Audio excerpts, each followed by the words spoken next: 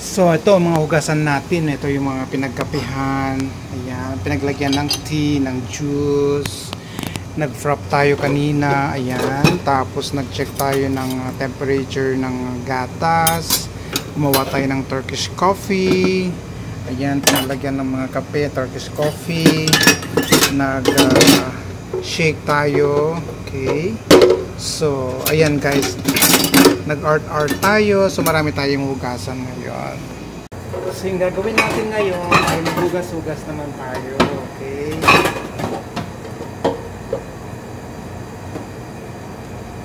So isa rin to sa trabaho ng barista ang paghuhugas, wag lang puro timpla ng kape. Tulungan naman yung mga ibang lahi kasi kawawa naman sila pag sila na lang iaasa natin yung paghuhugas, diba? Ito yung tinimplahan ng malaking Turkish coffee.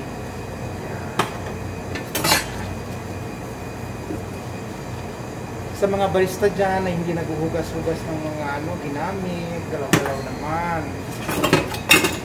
Kasi syempre kawawa naman yung mga kasamahan natin, di ba? Huwag puro timpla. Dapat marunong din tayo maghugas.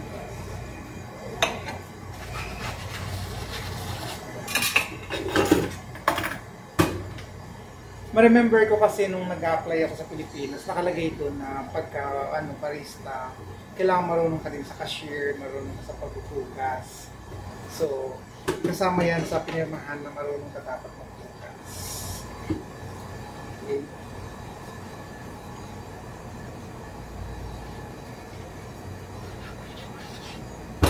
Kasi, yung iba, ano lang yan eh, nakikiramdam na lang sa hugasan. Kahit ang dami ng hugasan, kasi baka masira yung yung kamay, skin. Pag uwi ng Pilipinas, bak na yung mga skin.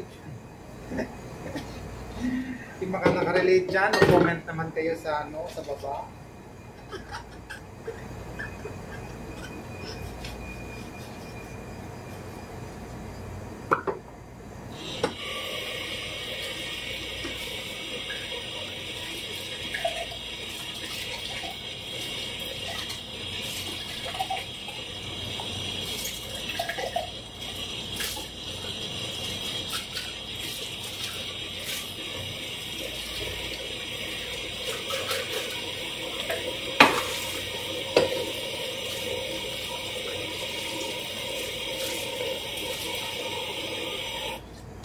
Wala kasi dito machine, meron sa baba, pero okay na sa ganito kasi mas maganda pagka kinakamay lang talaga yung hugasan.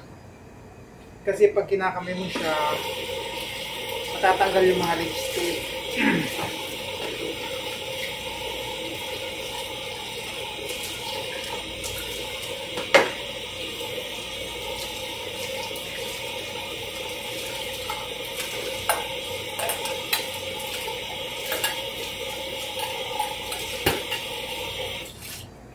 Lalo na pag mga babae yung mga nagkakape.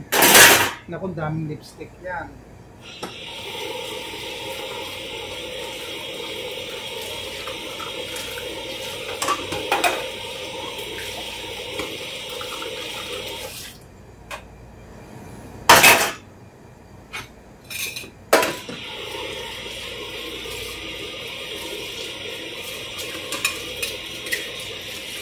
Ito kasi mahirap sa barista pag yung walang dishwasher talaga na naka-assign.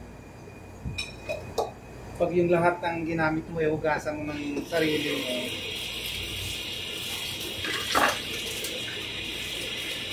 Tapos marami kayo.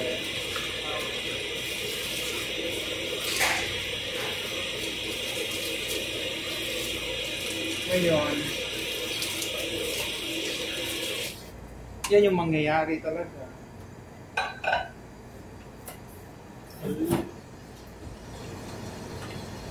Mangyayari talaga guys is magpapakiramdaman. So,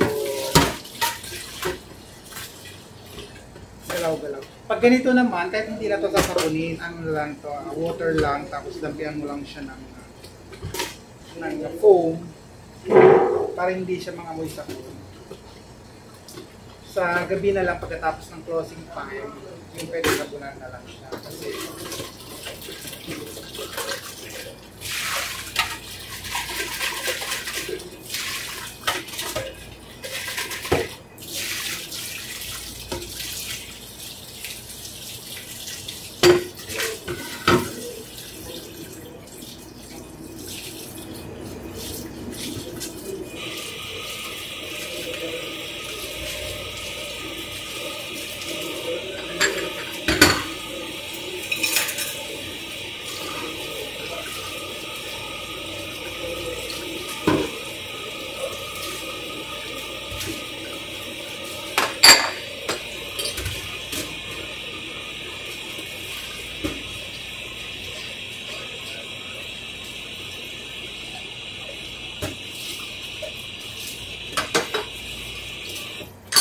okay?